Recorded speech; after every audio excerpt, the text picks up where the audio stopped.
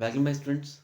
सो पिछली वीडियो के अंदर हमने 5 क्वेश्चंस को कंप्लीट किया था जो कि आईआईटी जेईई मेन में आए हुए थे। और इस सेशन के अंदर हम नेक्स्ट 5 क्वेश्चंस के ऊपर डिस्कशन करेंगे और उसको सॉल्व करने की कोशिश करेंगे। सो जो 6th क्वेश्चन हमारे पास था, 6th क्वेश्चन था वो क्या कहता है?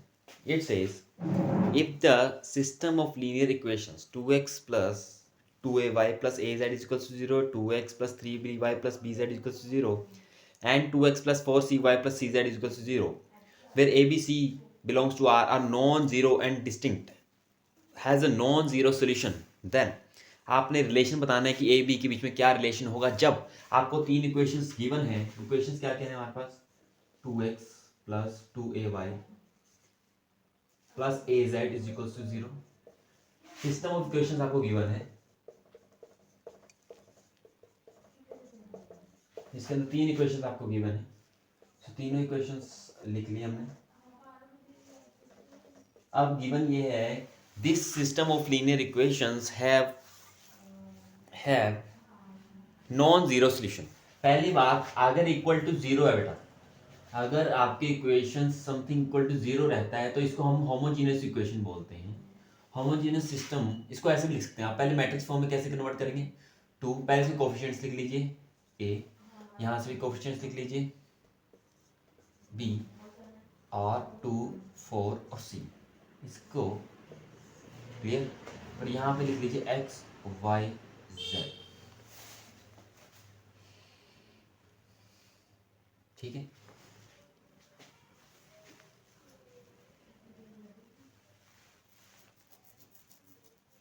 सो इज इक्वल्स टू में 0 0 0। जो अब गिवन इक्वेशंस जो थी उनका सिस्टम जो था मैंने मैट्रिक्स फॉर्म में रिप्रेजेंट कर दिया। अब आप क्लियरली देखें ये होमोजीनियस सिस्टम है।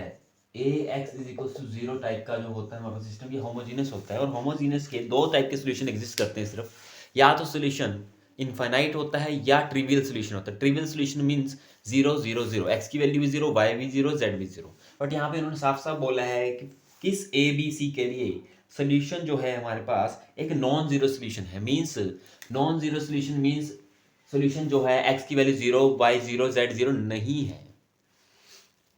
ठीक है, नॉन ट्रिवियल सोल्यूशन के लिए तो आपको पता होना चाहिए नॉन जीरो सोल्यूशन के लिए, non zero solution for non zero solution जैसे आपको दे दिया कि नॉन जीरो सोल्यूशन एग्जिस्ट कर रहा है, सो आपने क्या करना है, ए का डिटर्मिनेंट 0 रख देना है। ये कंडीशन आपको याद रखनी है। For non zero solution A determinant 0 होता है, सो आप इसका डिटर्मिनेंट 0 रखेंगे। Means 2 2a 2 3b and 2 4c, इसका डिटर्मिनेंट आपने 0 रखना है। क्लियर? अभी हम ये इस चीज को लिख लेते हैं। उसके बाद कुछ रो एंड कॉलम ऑपरेशंस इसमें लगाएंगे। रो एंड कॉलम ऑपरेशंस, यहाँ पे थोड़ी गलती, यहाँ पे ए है, ये बी था, यहाँ पे थोड़ी सी मिस्टेक जो है करेक्ट कर लेना, ये सी था, इसका कोफिशिएंट 4c था। ठीक है, अब थोड़े ऑपरेशंस लगा लेते हैं इस मैट्रिक्स के अंदर। क्या लगेंगे? आप क्या करेंगे, दो ऑपरेशंस लगाएंगे इसमें। R2 goes to form R1 minus R2। R2 को रिप्लेस कर रहे हैं, ऐसे ही R3 को रिप्लेस कर रहे हैं R1 माइनस R3 से। सो आपका जो जब भी आप रो एलिमेंट्री रो और कॉलम ऑपरेशंस लगाते हैं तो मैट्रिक्स के डिटर्मिनेंट में कोई फर्क नहीं आता। तो उसकी हेल्प से हम इसका इस वैल्यू को, इस मैट्रिक्स को बदल रहे हैं। अब मैट्रिक्स जो आपकी ये बन जाएगी क्या, R2 जो है R1 माइनस R2 है, R1 तो सेम लिख दो। अब R2 जो रो 2 है उसको चेंज करके आपने क्या लिखना है, R1 माइनस R2। मतलब R1 एलिमेंट में से R2 माइनस करते जाओ, 2 में से 2 गए 0, ऐसे 2 में से इस एलिमेंट में से R1 के एलिमेंट में से R2 के एलिमेंट को माइनस करते जाओ तो नवा एलिमेंट बनता जाएगा। इस R2 को चेंज करके दोबारा लिखेंगे, ये बन जाएगा 2a माइनस 3b, और लास्ट वाला आ जाएगा a माइनस बी। सिमिलरली फिर R1 में से R3 माइनस करेंगे 0, इसमें से माइनस करेंगे और ये आ जाएगा a माइनस सी। जब भी हम एलिमेंट्री रो और कॉलम ऑपरेशंस लगाएंगे तो डिटर्मिनेंट में कोई फर्क नहीं आएगा। पहले भी डिटर्मिनेंट इक्वल टू 0 ही रखना था, तो अभी भी कोई फर्क नहीं डलेगा, क्योंकि हम सिर्फ elementary row and column operations लगाने से क्या होता है, थोड़ा इजी हो जाता है सॉल्व करने में, और कोई नहीं है। बाकी डिटर्मिनेंट में कोई फर्क नहीं। एक्सपैंड करेंगे और इक्वल टू 0 तो हमने रखना ही, कंडीशन जो हमारे पास थी उसको एक्सपैंड करेंगे। एक्सपैंड कैसे करेंगे? इस कॉलम से, ये तो दो टर्म्स 0 ही हैं तो सिर्फ 2 से एक्सपैंड होगा, 2 ब्रैकेट, इन दोनों का multiplication minus this multiplication, so this will be 2a minus 3b into a minus C. इसमें सब्ट्रैक्ट करेंगे इन दोनों की मल्टीप्लिकेशन और इक्वल टू रखेंगे 0। जो ये 2 बाहर है ये तो 0 के नीचे जाके 0 ही हो जाएगा, ये तो खत्म। क्लियर? इसको सोल्व कर लेते हैं। इसको ओपन करने पर हमारे पास क्या आएगा, 2a square minus 2ac minus 3ab plus 3bc। Similarly इसको खोल देंगे, minus 2a square minus and minus plus 2ab, this will be minus and minus plus 4ac, minus minus plus and minus minus का 4cb and equal to 0 इसको रखा हुआ है हमने। सो इसको सॉल्व करने पर फर्दर ये 2a स्क्वायर से cancel, then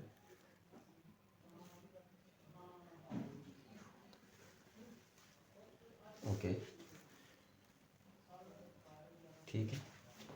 so 4ac and 2ac plus minus minus plus का 2ac बचेगा, 3bc and 4bc, 3bc and 4bc minus का cb बचेगा और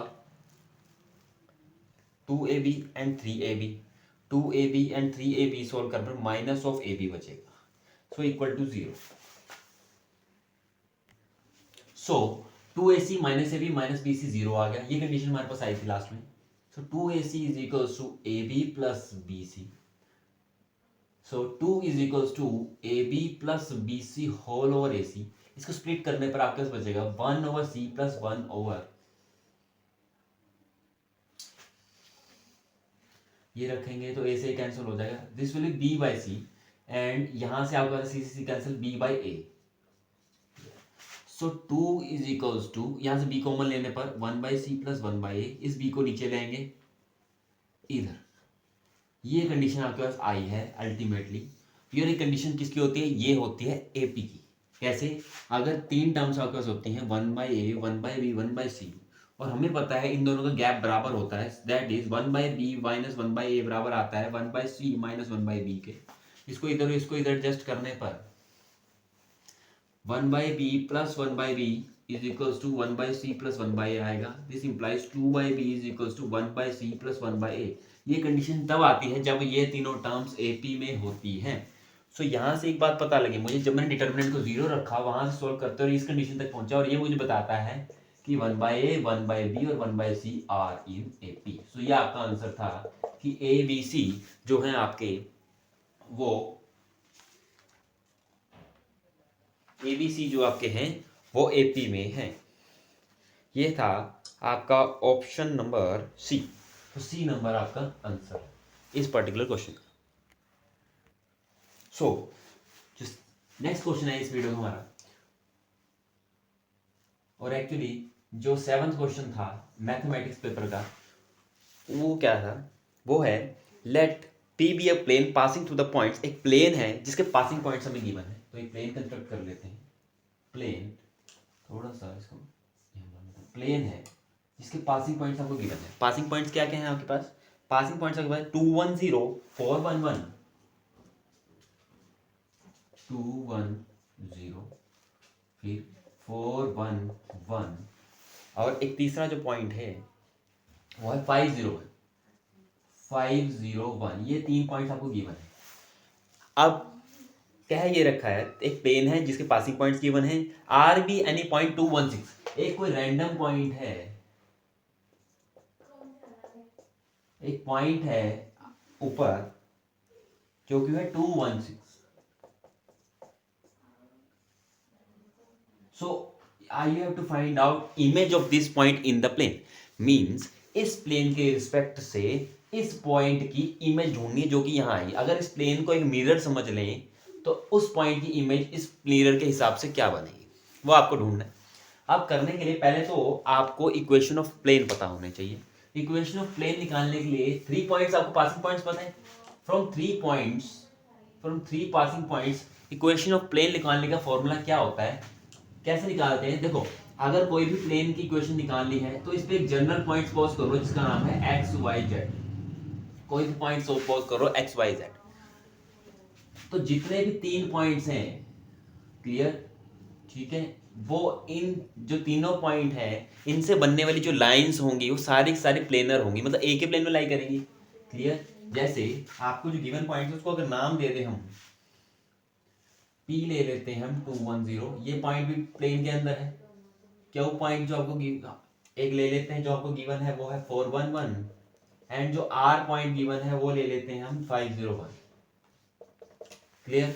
और एक पॉइंट हमने कंसीडर किया है, ठीक है, S, जिसका नाम है एक्स वाई जेड, जो कि प्लेन में लाई करता है। तो चारों पॉइंट्स को कंसीडर करके अब इक्वेशन ऑफ प्लेन की फॉर्मेशन करनी है। इक्वेशन ऑफ प्लेन क्या होती है? इक्वेशन ऑफ प्लेन आपको ये है कि आप जो भी लाइंस इसमें बनेंगी वो कोप्लेनर होंगी। कोप्लेनर का मतलब होता है सारी एक ही प्लेन में लाई करेंगे। और कोप्लेनरिटी की कंडीशन ये होती है कि जो डिटर्मिनेंट होता है वो 0 के इक्वल होता है। दैट इज, आपको क्या करना है, आपको डिटर्मिनेंट लेना है कोप्लेनरिटी के लिए, कंडीशन के लिए, कोप्लेनरिटी की कंडीशन के लिए आपने इनके डिटर्मिनेंट को 0 रखना है। डिटर्मिनेंट कैसे? पहले लाइंस बनानी है। इसकी लाइंस कैसे बनानी है? एक काम करते हैं, पहले एक लाइन बना लेंगे एस पी, एक लाइन बना लेंगे हम पी क्यू, और एक लाइन बना लेंगे हम क्यू आर, और इन तीनों को हम कोप्लेनर रख देंगे। मींस इनका जो डिटर्मिनेंट है वो 0 रख देंगे। पहले बनाते हैं एस पी। एस पी क्या हो जाएगा? S minus 2 Y minus, direction ratios बना रहे हैं ना हम इन लाइनों की। डायरेक्शन रेशियोज कैसे निकलती हैं? इन कॉरस्पॉन्डिंग पॉइंट्स को माइनस कर दो, z माइनस 0। ऐसे ही हम बनाएंगे पी क्यू। पी क्यू क्या बन जाएगा? 4 minus 2 2, 1 minus 1 0, 1 minus 0 1। Similarly last में से इसको माइनस कर देते हैं। 5 माइनस 4 1, 0 माइनस 1 माइनस 1 1 माइनस 1 0। अब इसके डिटर्मिनेंट को क्या रखना पड़ेगा? You have to put this determinant equal to 0, क्योंकि ये सारी जो लाइंस बनाई है हमने उनके डायरेक्शन रेशियोज का प्रोडक्ट जो होगा वो, उसका डिटर्मिनेंट जो होगा वो 0 आएगा, क्योंकि प्लेन बना रहे हैं ना, प्लेन के अंदर लाई कर रही है इसलिए। सो ये डिटर्मिनेंट को एक्सपेंड कर देते हैं, माइनस करेंगे 0 माइनस 0 प्लस 1 हो जाएगा, फिर माइनस ऑफ y माइनस 1, 2 0 तो 0 minus 1, along first row expand कर रहे हैं, दिस विल माइनस 2, इसको इक्वल टू 0 रख रहे हैं, सोल्व करेंगे, this will be x minus 2, this is minus y minus 1 into minus 1, minus और माइनस प्लस हो जाएगा, दिस विल बी माइनस 1, और this is minus 2z is equal to 0। So x plus Y minus 2z, minus और minus 3 उधर चल जाएगा 3। तो ये आपका प्लेन बन चुका है। ये जो गिवन प्लेन था उसकी इक्वेशन आपने बना ली है कोप्लेनरिटी की इक्वेशन की हेल्प से, x plus Y minus 2z is equal to 3। अब करना क्या है, अभी काम खत्म नहीं हुआ, काम ये है हमें पॉइंट ढूंढना, ये x dash y dash z dash, ये पॉइंट ढूंढने हैं जो कि इसके इमेज है with respect to this plane. तो ये प्लेन निकाल लिया हमने।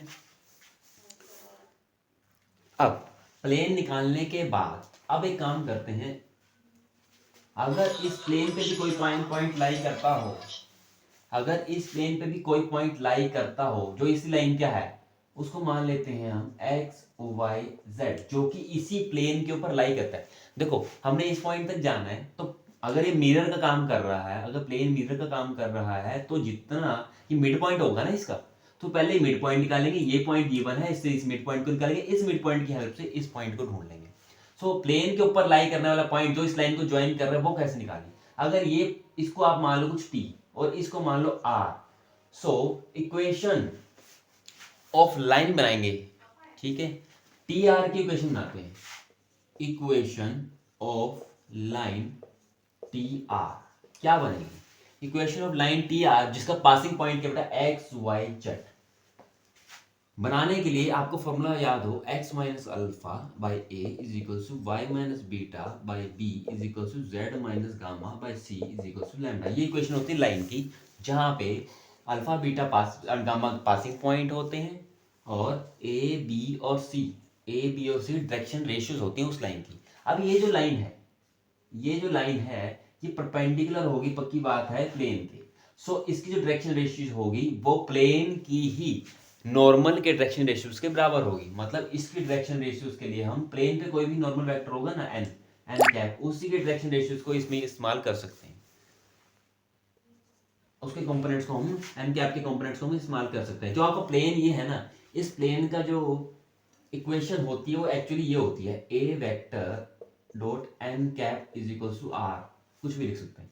सो ये आपका जनरल इक्वेशन प्लेन की इक्वेशन होती है, जहाँ पे एन कैप जो होता है ये हमें परपेंडिकुलर वेक्टर होता है किसी भी प्लेन का। उसी परपेंडिकुलर वेक्टर से हम डायरेक्शन रेशियो जिस लाइन की हम बात कर रहे हैं उसके निकाल सकते हैं। वो क्या होगी, यहाँ से कोएफिशिएंट जो होते हैं वही होते हैं, एन कैप के जो कंपोनेंट्स होते हैं वो प्लेन के कोएफिशिएंट्स ही होते हैं।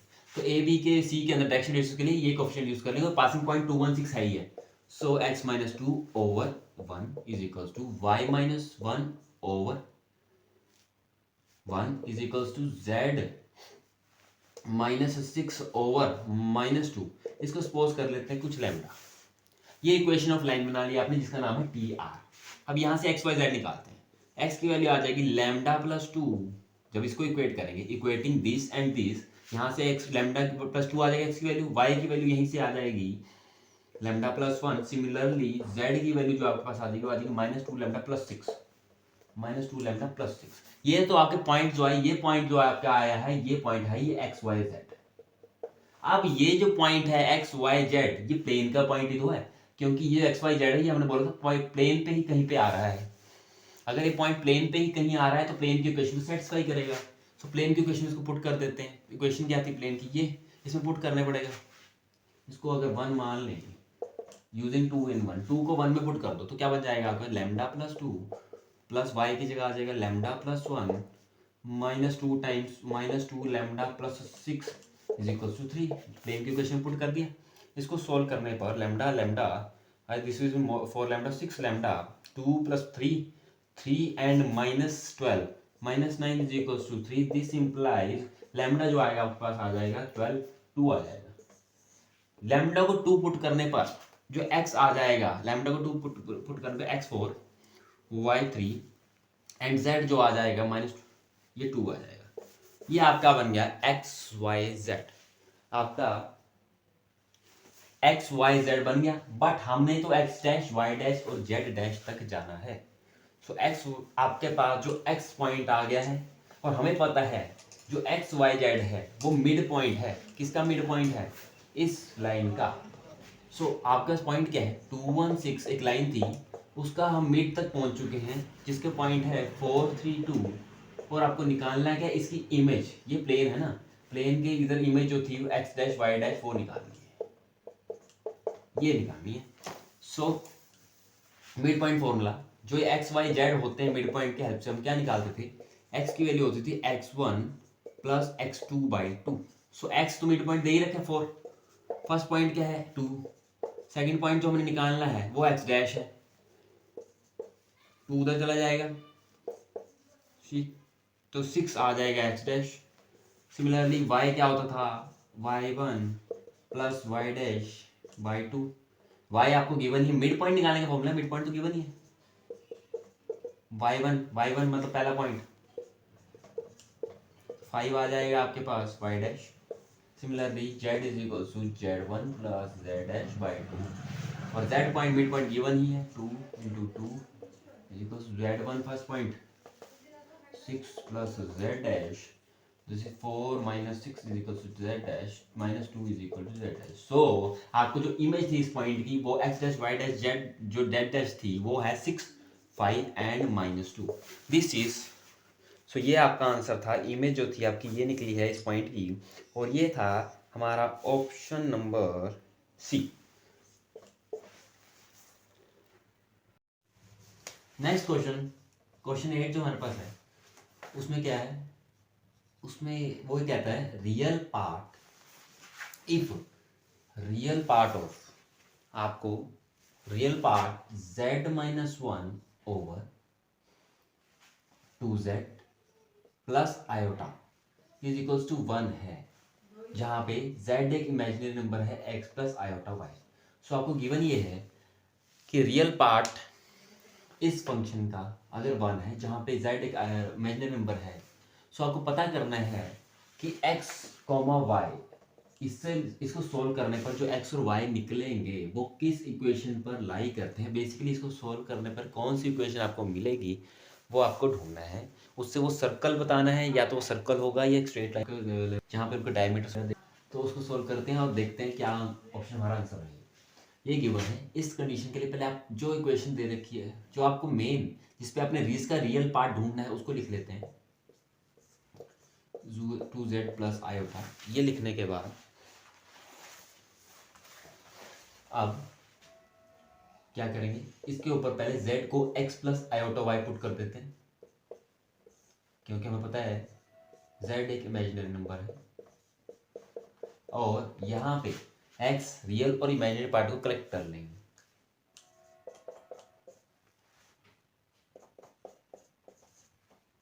और ऐसे ही नीचे क्या आ जाएगा 2x प्लस 2 आयोटा y, वो आयोटा के साथ जुड़ जाएगा, आयोटा कॉमन लेके 2y प्लस 1 ये लिख देंगे। ये चीज आपकी ये बन गई। अब आप क्या करेंगे, आप इसको रैशनलाइज करेंगे। रैशनलाइज करने के लिए इसके साइन चेंज करेंगे, डिनोमिनेटर के साइन को चेंज करने के बाद और इसी चीज से ऊपर और नीचे मल्टीप्लाई कर देंगे। सेम नीचे, क्लियर। रैशनलाइजेशन करने के बाद पहले इसको इसके साथ 2x माइनस 1, फिर x माइनस 1 जाएगा उधर माइनस आयोटा टाइम्स, फिर ये चीज इस पे जाएगी,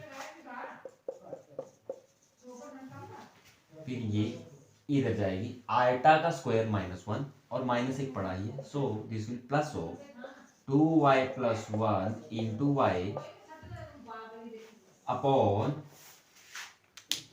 अपॉन ये चीज हमारी ये आ गई, और नीचे क्या रहेगा a plus B into A minus B, this will be 2x का होल स्क्वायर माइनस माइनस, और ये iota square iota plus minus 1 बन जाएगा, प्लस का हो जाएगा,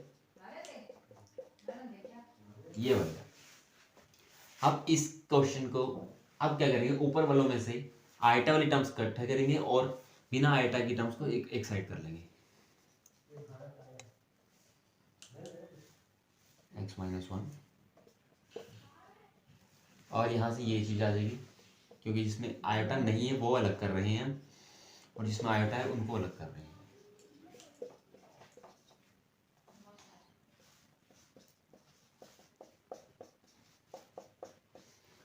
क्लियर।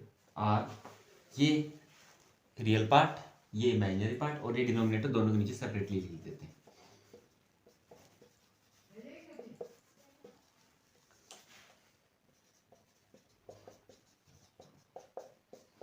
सो ये आपका जो क्वेश्चन आपका था उसको थोड़ा सा सिंप्लीफाई किया। सो इसी क्वेश्चन का जो रियल पार्ट है, एक्चुअली ये जो इसका रियल पार्ट जो था वो है ये जो आयोटा के इंडिपेंडेंट टर्म है, ये आपका रियल पार्ट है।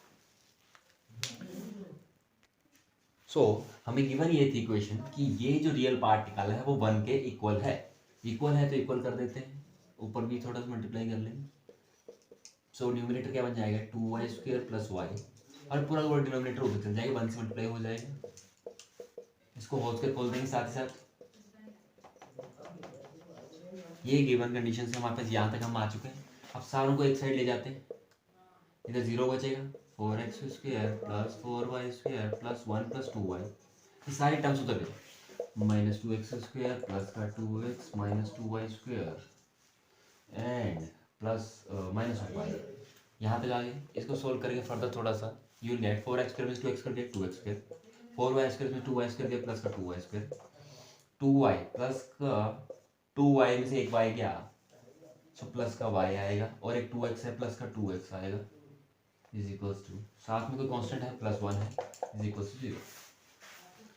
अब क्लियरली ये जो इक्वेशन आपके पास है ये एक सर्कल की इक्वेशन को रिसेंबल कर रहा है, ठीक। सो इसको जनरल फॉर्म में कैसे कन्वर्ट करेंगे, एक्स स्क्वायर 2 से पूरी इक्वेशन में डिवाइड कर देंगे। सो जो सर्कल की इक्वेशन होती थी वो होती थी ये जनरल इक्वेशन ऑफ सर्कल। इससे कंपेयर करने के बाद हम 2f की वैल्यू निकालेंगे। सो 2f की वैल्यू 2f आ गया मेरा 1/2। क्लियर। सो f की वैल्यू मेरे पास आ गई 1/4 और ऐसे ही 2g की वैल्यू मेरे पास आई 1 और g की वैल्यू आ गई 1/2। सिमिलरली c की वैल्यू मेरे पास आ गई 1/2। अब रेडियस ढूंढना है। अब उन्होंने ये तो बात पता लगी कि सर्कल है, बट रेडियस क्या है। सो रेडियस का फॉर्मूला होता है अंडर द रूट f का स्क्वायर प्लस g का square minus a constant. So this will B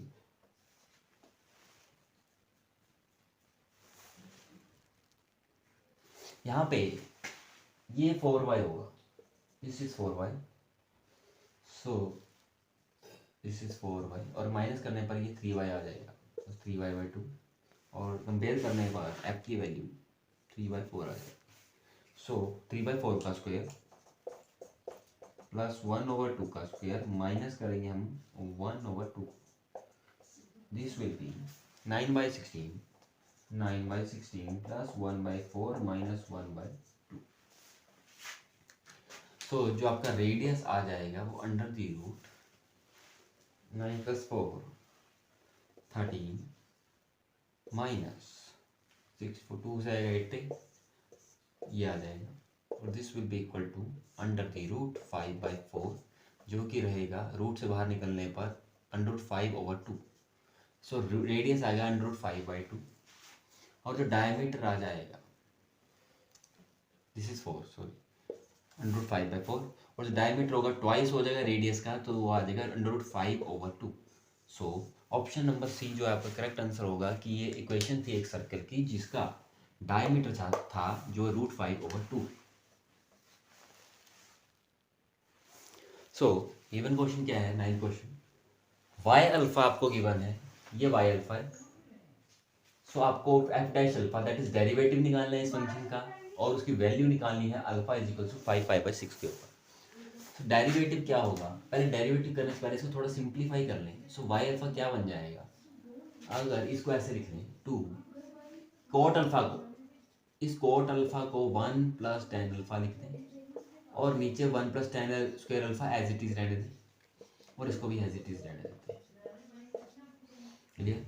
तो वाई अल्फा क्या बन जाएगा, सो वाई अल्फा विल बी, ये एल्सियम लेने पर बन जाएगा 2 × tan square alpha plus 1 / tan alpha और साथ में नीचे 1 + tan स्क्वायर अल्फा तो पड़ा ही है,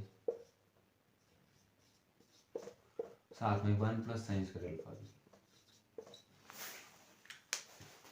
1 + tan square alpha this will cancel out. So Y alpha की जो वैल्यू आ जाएगी वो आ जाएगी 2/tan alpha plus 1 / sin square alpha.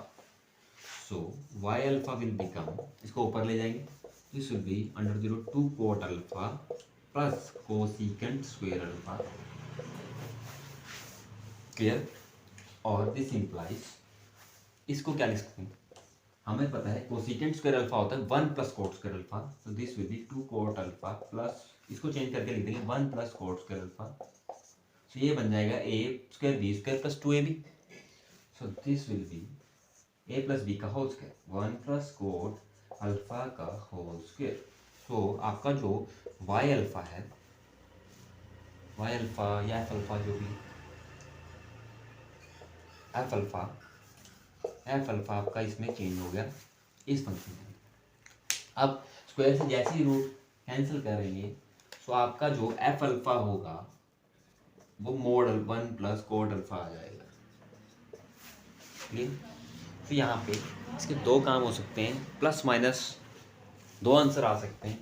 सो हमारी जो हमें जो वैल्यू है अल्फा 5π/6 पर बोला गया है और वहाँ पे कोट नेगेटिव होता है जिसकी वजह से नेगेटिव हम एफ अल्फा की वैल्यू जो लेंगे वो नेगेटिव ऑफ 1 + cot अल्फा लेंगे। अब हमें क्या चाहिए, मोड खत्म किया, ये आया, अब डेरिवेटिव चाहिए। डेरिवेटिव क्या आएगा इसका 0 और माइनस cot अल्फा का डेरिवेटिव, जो आएगा वो हो जाएगा माइनस कोसिकेंट स्क्वायर अल्फा। सो एफ डैश अल्फा जो आया वो आया कोसिकेंट स्क्वायर अल्फा। हमें कहाँ निकालनी वैल्यू निकालनी 5 pi over 6। So cosecant 5 pi over 6 whole square में निकालना है, और कोसिकेंट 5 पाई बाई 6 होता है 2, क्योंकि इसको पाई माइनस पाई बाई 6 लिखा जा सकता है, और cosecant pi minus pi by 6 जो होता है वो कोसिकेंट पाई बाई 6 ही होता है, क्योंकि सेकंड क्वाड्रेंट के अंदर कोसिकेंट पॉजिटिव होता है। So this will be cosecant pi by 6 whole square. So this will be cosecant pi by 6 2 होता है, 2 का square that is 4। That is option number A जो है आपका वो राइट आंसर हो जाएगा। सो द लास्ट क्वेश्चन है आपका 10th क्वेश्चन। उसमें हमें गिवन क्या है, एक मैट्रिक्स है जो कि 1/√3 इस टाइप है, इस टाइप के एक मैट्रिक्स है, और जहाँ पे अल्फा जो है रूट है इस इक्वेशन का, इस पॉलिनोमियल को सेटिस्फाई करता है अल्फा। और आपको पूछा गया है कि अगर ए ये है तो ए की पावर 31 की वैल्यू क्या होगी। सो सबसे पहले अगर अल्फा इस इक्वेशन को सेटिस्फाई करता है तो हम लिख सकते हैं 1 + alpha square is equal to 0। Clear. और हमें अल्फा क्यूब माइनस 1 क्यूब, अगर हम ध्यान से देखें तो अल्फा क्यूब अगर 1 लें तो इसको अल्फा क्यूब माइनस 1 का क्यूब इज इक्वल टू 0 लिखने पर alpha minus 1 into alpha square plus 1 plus alpha is equal to 0। तो ये जो एक पर्टिकुलर इक्वेशन या जो रूट हमें दिया हो वो तो ये है, और इसका जो दूसरा रूट होगा इसका मतलब अल्फा 1 होगा, ये हम कह सकते हैं अल्फा क्यूब 1। ये actually cube roots of unity दे रखे हैं, जहाँ पे ये इक्वेशन वहीं से उठाई गई है। ये मतलब alpha cube is equals to 1, ये मेन इक्वेशन थी जहाँ का जिसका ये सब पार्ट है जो हमें गिवन है। तो यहाँ से हम एक चीज़ और कर सकते हैं कि अल्फा क्यूब जो है वो 1 होगा। इन रिजल्ट्स का हम यूज़ करेंगे और इसको सॉल्व करेंगे। सो दो चीज़ें पता लगी मुझे यहाँ से कि 1 + अल्फा स्क्वायर 0 हो गया, और एक alpha cube is equal to 1 भी हो सकता है। इनको यूज़ करें।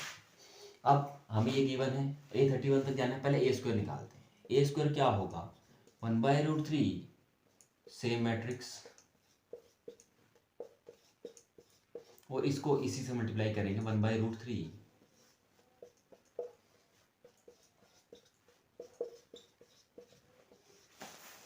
सो 1/√3 1/√3 तो 1/3 बन जाएगा, और इनका प्रोडक्ट लगाते हैं 1 1 1 1, तो 1 + 1 + 1, then 1 + alpha + alpha square, 1 + alpha + alpha square, 1 + 1 + alpha square + alpha 4, then 1 + alpha + 1 + alpha + alpha square, this will be 1 + 1 + alpha square + alpha 4, this will be 1 + alpha cube + alpha 6, this is 1 + alpha square + alpha 4, this is 1 + alpha cube + alpha 6, and last जो आएगा 1 + alpha 4 + alpha 8।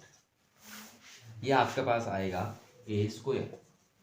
ए square को अगर हम ध्यान से देखें तो this will be equal to 1/3 times matrix 1 + 1 + 1 3। अब 1 + अल्फा + अल्फा स्क्वायर 0 है, 1 + अल्फा + अल्फा 4, अगर अल्फा क्यूब 1 है so alpha cube into alpha is equal to alpha, तो अल्फा की 4 जो होगा वो अल्फा के बराबर ही होगा। तो यहाँ अल्फा 4 जो है वो अल्फा ही है, अल्फा 4 अल्फा के बराबर है, तो यहाँ पे अल्फा रिप्लेस कर देंगे, अगेन ये चीज़ 0 बन जाएगी फिर, क्योंकि 1 + अल्फा + अल्फा स्क्वायर 0 है। यहाँ पे भी ऐसी अल्फा 4 को हम अल्फा लिख सकते हैं, ये चीज़ तो 0 है ही थी, ये चीज़ भी 0 आ गई।